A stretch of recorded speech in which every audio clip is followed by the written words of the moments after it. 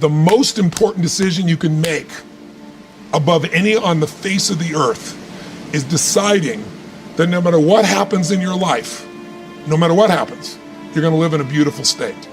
And what the hell does that mean? It means that you're not gonna suffer. It means a beautiful state is that you're gonna be happy, but that's only one. Or you're gonna feel creative, or you're gonna be passionate, or you're gonna be in awe of something, or you're gonna feel love. Any state that's a beautiful state is really the core essence of who you are without fear, right? All of our suffering as human beings, and I deal with people all the time. I mentioned to you off camera, two people I coached yesterday. One's a presidential candidate, and the other one is a rap superstar, right? Both in the same day. And without naming any names, people that have everything, by your point of view, most people's point of view, they have the fame and they have the love and millions of people love them and they have great economics, financial freedom, and they have homes and they have the fashion, they have everything, they're the shit. I can't tell you how many of them are miserable. Right. The majority are miserable. I'm not bullshitting. I'm the one who gets the phone call from the vast majority. When I say miserable, they're so used to it, some of them don't even realize they're miserable, right, but most do. They get in a place where it's like, how do I keep this up? How do I keep outdoing myself? How do I, I built these 32 companies, how to keep all 32 going and make them all grow every single year. And that's not how life is, right? Right. And then they worry about what will people think, what will they do? So the decision to say, I am not gonna suffer, that if suffering arises, pain's one thing, suffering's another. Suffering is when you're like, and the way you suffer is you focus on yourself. Right. Suffering comes when we obsess about ourselves, what we're getting or not getting, what we should have done, what others should have done for us. It's the me game. Right. You, my dear friend, and I say this with no blowing smoke, your primary core is a giver, which is why you're prospering. You're not the me. You're like, how do I give more, do more, share more, create more? How do we do a better job for our clients? How do we do a better job for our internal customers who work with us, our partners? Your entire life is that. That's why you're prospering. And you're not feeling suffering. But when you do suffer, and I promise you do, you correct me if I'm wrong, it'll because you're worrying about something in the future. How's this gonna happen? Will this come together? Suffering can be worry, it could be anger, it can be frustration. It's anything that takes you out of a beautiful state. And here's what people don't get. You can end suffering by stop focusing on yourself and focus on something you wanna serve greater than yourself. Your children, your wife, your mission, your life. You can get out of it in an instant because the nature of the human mind is to constantly compare things. Your mind, your brain is a 2 million year old device, and it is not designed to make you happy. It's designed to make you survive. Right. And that's why it's always looking for what's wrong. But it used to be what's wrong, a saber-toothed tiger, so I can protect myself. Now people are worried about what people think about them, or do they have enough money when 2/3 of the planet lives on $2 a day. Right. And you're making $38,000, you're rich. The poorest of the poor in our country are considered rich. I'm not saying they should stay that way. Right. But you can only build on success. And so my view is, if you're watching, if you're listening to this, my goal would have you consider something. Life is short. We don't know how short it's gonna be. But if you only had a week to live, I bet you wouldn't allow yourself to suffer over a little crap that makes you crazy normally. I think you would probably spend time with those you love, you would do what you love, you'd take awe in a sunset, you'd smell the air, you would take in everything in those final moments that you possibly do. So my thing is, why wait? Right. Why wait? Why not just decide that if I start to suffer, I know the solution, because suffering is me obsessing about me. You might say, it's not me, I'm worried about my kids because they're not doing well. No, you're worried that you haven't done enough for your kids. It's about you still, right? Yes. You're worried about what was done or what you should have done or what shouldn't have done. And you can end that in an instant by becoming aware of it and saying, I have made the most important decision of all. I would say the 30-year-old would say, this is what we're gonna do this year, and it would be these huge numbers. And I developed a principle around the time I was 30, which is, most of us overestimate what we're gonna do in a year, and we underestimate what we're gonna do in a decade. And a decade happens that fast. You'll blink your eyes and the decade will be here. That is a great point. I really, truly, everything I do is long term. I think it's the biggest challenge we have in corporate America, is everybody's looking at the next quarter. Instead of the best business people, the Mark Benioffs, the Steve Wyns, the Peter Gubers, the people that I hang with, they all are decade-long people. When I was 14, I said, this is how my life's gonna, I decided, I said, in my 20s, I'm gonna help. I wanna have the skill to help anyone change their life. If I'm committed and they're committed, it's gonna be done. I'll have the ability. So I got to build to that, which I did. And then I said, in my 30s, at 14, I said, I'll do that with groups of people instead of one-on-one. And then in my 40s, I'll do it with big groups. In my 50s, I'll do it with companies. In my 60s, I'll either do it in government as a servant there or in a religious context, because I'm a spiritual person, but I don't tell people what to believe religiously. But at that point, I've lived long enough, maybe I will. First of all, you're talking about stuff that I can relate to like so many others can relate to. I mean, you know, everybody got the same story. We just got different details. But like I always say, life is 10% what happens to you, it's 90% what you do about it. See, we're going to dive into a chapter from my new book, and it's chapter 1, section 1. This is very clear for people. So the first step is getting completely and brutally honest enough to say, I am tired of myself. When you say I'm sick and tired of being sick and tired, that's the facilitator of change. That's when you're ready to say these words, no more excuses. No more excuses. I went to Kent State, I dropped out. I didn't drop out, I flunked out. Now that threw my life into a spiral, but because I didn't have a college degree, I could not let that stop me. And like you're doing, where you're saying, all my friends at this age are settling in your careers, you don't even know if they're happy or not. Stop comparing yourself to others. So the first thing you do is stop focusing on other people. Instead, focus on being the best version of you that you can. Then you'll recognize that you deserve to sit at the big table with everybody else after you become the best that you can be. Now, once you've accepted that you have as much right to success and much right to succeed as anybody else, the next step is learning how to talk the talk. You have to get fluent in the language of success so you speak it with ease. Surround yourself with people who've accomplished their dreams and immerse yourself in the culture of achievement. You should never judge your success by other people's accolades. You judge your success by God's instruction to your life and how well along you are with that instruction. Because I found out something in life, the average human being is so mediocre that to be a genius, just do a little extra. Y'all missed that. People are so normal. To be an expert, just go 1 inch abnormal, and they think you're great. So don't judge your success by the masses, what they think of you. Judge yourself by what God told you to do. Can I put it another way? When experience is your best teacher, then progress is imprisoned. Experience could be a curse. I've been taught by my parents years ago that experience is the best teacher. I don't believe that anymore. Experience could cause you to stop progressing because you keep judging your dreams by your experience, or your vision by your experience, and you end up saying, I tried that before, or I never saw anyone do it that way. And you begin to use your experience to stop your progress. This is why God always makes history with young people, because old people got too much experience. You all remember the story with David and Goliath? The problem with Saul, who was the king, was he had experience. And he tried to put his experience on David. He told David, wear my armor, wear my shield, use my sword. David put it on. David said, this thing is too heavy. And he went out and fought the giant with something the giant never saw before. A sling. How do you fight a rock with a sword? The giant says, what is this thing he's using? The giant is trained, experienced with a sword. So he expected an experienced swordsman to come and fight him. But here comes a little boy with equipment he ain't never seen before. We need some people like that in the 21st century, who come with some things that they ain't never seen at the office. Think of some ideas that wreck the whole system. That's why Steve Jobs will always be in history as a great inventor. He keeps defying his own experience.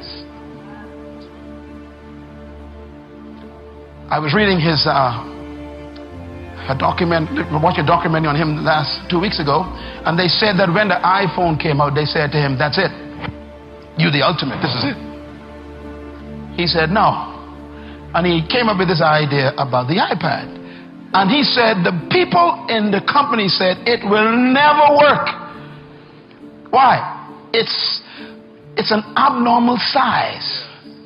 Either you got a computer or an iPhone. Put it in your pocket or put it in your briefcase. He said, this thing in the middle ain't gonna work. He says, look, we're gonna make this. Now the iPad is the most common machinery people use in the world. Sometimes you got to defy your own board to take progress. Experience, consult your experience, but never let it rule you. I love the phrase willpower, but willpower isn't something you conjure up. Willpower isn't something you drink. Willpower isn't something you download from Google. What you're talking about is, how do I make the choices that are in alignment with my highest purpose and my highest vision for myself? That's what you really want to ask. See, your life is a physical manifestation of the choices that you made up until this moment. I'm gonna say that again because that gets a little deep, and that can go over some people's head. That can hit you sometimes right between the eyes, and you gotta hear it a second time. So here it goes. Your life right now, as it exists today, your finances, your weight, your relationships, your career, your self-esteem, your self-image, your spiritual awareness, all of that is a result of the choices that you've made up until this moment. Big and small. And just so you know, your life, the way it appears today, is not a result of a few big choices. Even though that's the thing that we look back on, we go, I shouldn't have moved out of the state. I shouldn't have got into that relationship. I shouldn't have. We look at the big things. Well, I'm here to disrupt that mindset a bit. Your life experience right now is not so much a result of your big choices, why those impact you.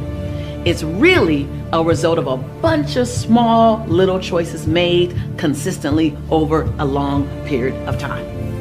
Because those are the habits and the behaviors that you've gotten into. So we can talk about willpower and how do I build willpower as if it's something that you can flex in the gym or something you can do crunches or abs or triceps and build, but it's not. The question you should ask, the answer you should be seeking is, what does it take to make my choices become in alignment with the life that I say I want to live? Now, when you say choices, it makes it really sobering, because even when you choose to sit down on yourself, it was a choice.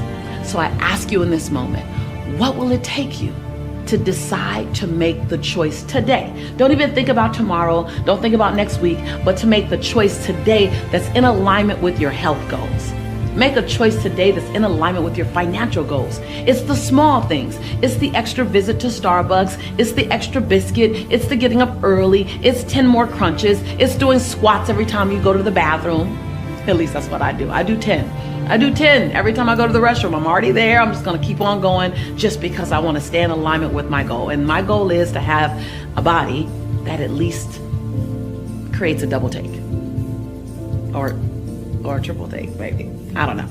I wanted to create a body that is in alignment with my goal. I want to be able to go paintballing with my nephews and my son the way I just did recently. I want to be able to go jet skiing. So when I look at my life and my lifestyle that I want to maintain, it requires me to hike a little longer. It requires me to eat more vegetables and protein. It requires me, my choice of how I want to live requires my alignment in what I put in my body or how I stay active in my body. So when I date, I don't do dinner dates. I'm not interested in doing dinner dates. You want to date me? Let's go on a hike. Let's go skating, ice skating, roller skating. Let's go on a walk. I want active dates in my dating experience because that's in alignment with my life's purpose. So, what are you choosing? Let's not even look at willpower. Let's look at choices. Because choice is something you can control in every single moment. And the choice you made yesterday, if it wasn't in alignment with your greatest goal and your highest purpose, okay, yesterday's yesterday. Make a new choice today. You're not ever condemned or sentenced to making the same choice over and over and over again. Every day, every moment, you have a new opportunity to make a new choice. People are just afraid, man. So many people are afraid of rejection or failure. But without failure, you have no success.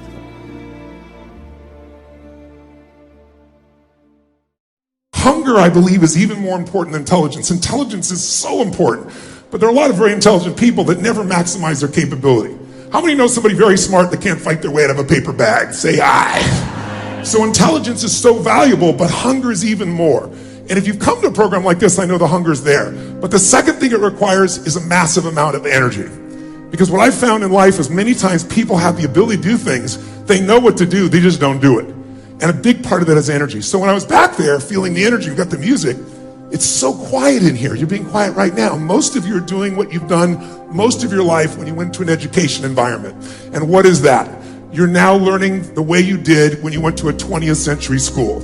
In a 20th century school, what do we learn? The bell rings and what are you supposed to do? Immediately report to your what?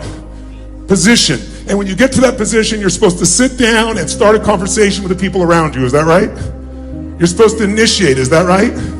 No. When you went to 20th century school, you were taught, sit down, be quiet, be passive, wait till someone tells you what to do. Today, if you wait for someone to tell you what to do, if you don't talk to your neighbor, you're out of business. Who's with me here? Say aye. So I'd like to change this, because how many of you in this room have ever gone to an environment where you learned something that you thought was really, truly valuable? No one sold you on it. You personally thought, this is really something that could change my business, change my life. You were excited about it.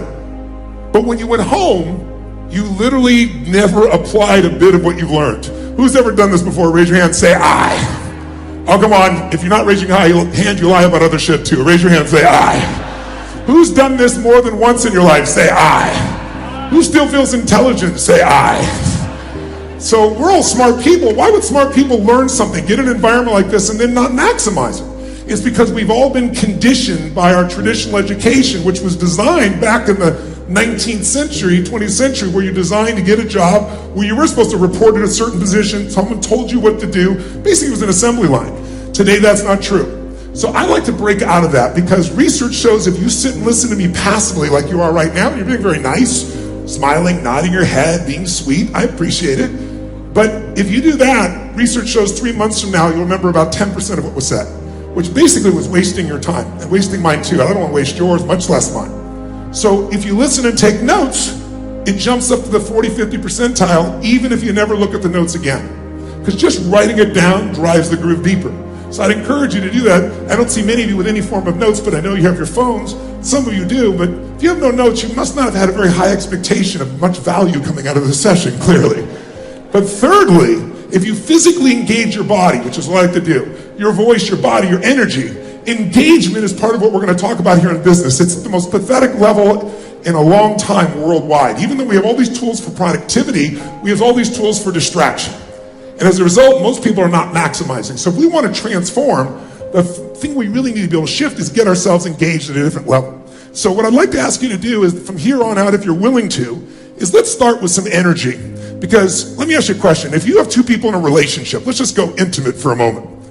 And you have two people, and both these individuals are really, they're in a magnificent state of mind and emotion. Their life is going beautifully. They're happy as could possibly be. And they enter a relationship, two really happy people. What's that relationship going to be like? You tell me, if you know nothing else. What kind of relationship is going to be if you got two people in a great peak state? Tell me, what's it going to be like? Now, if I'm having a soliloquy, you won't get anything out of this. And I'm asking you to not answer the question just so you refer back to me or affirm. I'm doing it because if you sit passively, you won't remember anything. But if you activate your nervous system by raising your hand, by asking questions, by yelling out the answer, then energy will rise. Who's willing to do this? If you are, raise your hand, say aye. I spoke at an education summit for Microsoft. I also spoke at an education summit for Apple. At the education summit for Microsoft, I would say that 70% of the executives spent about 70% of their presentations talking about how to beat Apple. At the Apple Education Summit, 100% of the executives spent 100% of their presentations talking about how to help teachers teach and how to help students learn. One is playing this way and one is playing that way. One is playing finite, and the other one is playing infinite. Guess which one gets frustrated. So at the end of my talk at Microsoft, they gave me a gift. They gave me the new Zune when it was a thing.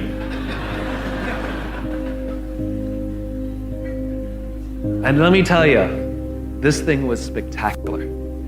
It was the most elegant piece of technology I'd ever used. The user interface was incredible. The design was spectacular. I absolutely loved it. It was easy to use, and it was bright and gorgeous and fantastic. It didn't work on iTunes, which is a different problem, so I couldn't use it, but it was amazing. And elegant. My God, it was elegant. So I'm sitting in the back of a taxi with a very senior Apple executive, sort of employee number 12 kind of guy. And, you know, I like to stir pots. So I turned to him, I said, you know, Microsoft gave me their new Zune, and it is so much better than your iPod Touch. And he turned to me and he said, I have no doubt. Conversation over.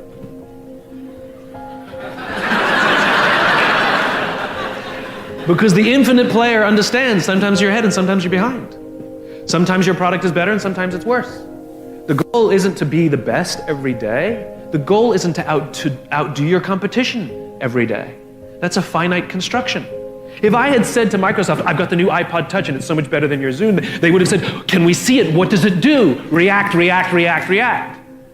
Finite players play to beat the people around them. Infinite players play to be better than themselves. To wake up every single day and say, how can we make our company a better version of itself today than it was yesterday? How can we create a product this week that's better than the product we created last week? We also have to play the infinite game. It's not about being ranked number one. It's not about having more followers on Twitter than your friends. It's not about outdoing anyone. It's about how to outdo yourself. It's not about selling more books or getting more TED views than somebody else. It's about how to make sure that the work that you're producing is better than the work you produced before. You are your competition. And that is what ensures you stay in the game the longest. And that is what ensures you find joy. Because the joy comes not from comparison, but from advancement. Let me show you what turned my life every way but loose. Mr. Shoaff dropped this idea on me, changed me completely. Setting goals. Here's what can easily happen if you don't set goals. It's easy to let life deteriorate into making a living instead of designing a life. And we all have a choice. Make a living or design a life. It's easy to get trapped by economic necessity and settle for existence rather than substance. That's easy. But the best advice I can give you on how to break out of that trap is to learn how to set goals. Mr. Shoaff put it to me this way. He said, Jim, if you had enough reasons, you could do the most incredible things. I never forgot how he put that. If you have enough reasons. See, reasons will change your whole life. Mr. Shoaff said to me, he said, Mr. Rohn, I think you've got plenty of intelligence, you've got plenty of talent, you've got plenty of ability. Probably what you lack is plenty of reasons. He said, I don't think your current bank balance is a true indication of your level of intelligence. I was happy to hear that. He said, I think you're much smarter than your present bank balance indicates. And that turned out to be true. I was much smarter. But of course my first question was, well then why isn't it bigger? And he said, you don't have enough reasons. You've got enough intelligence, but not enough reasons. So see, reasons can change your life. Here's what else I found out. Reasons come first, answers come second. You don't get the answers to do well till you get the reasons. Life has a mysterious way of hanging on to all the answers and only gives them up to the people that are inspired by reasons. So reasons make the difference in how your life works out. Now, what are some of the reasons for doing well? Let's go through a quick list called Reasons for Doing Well. First is personal reasons.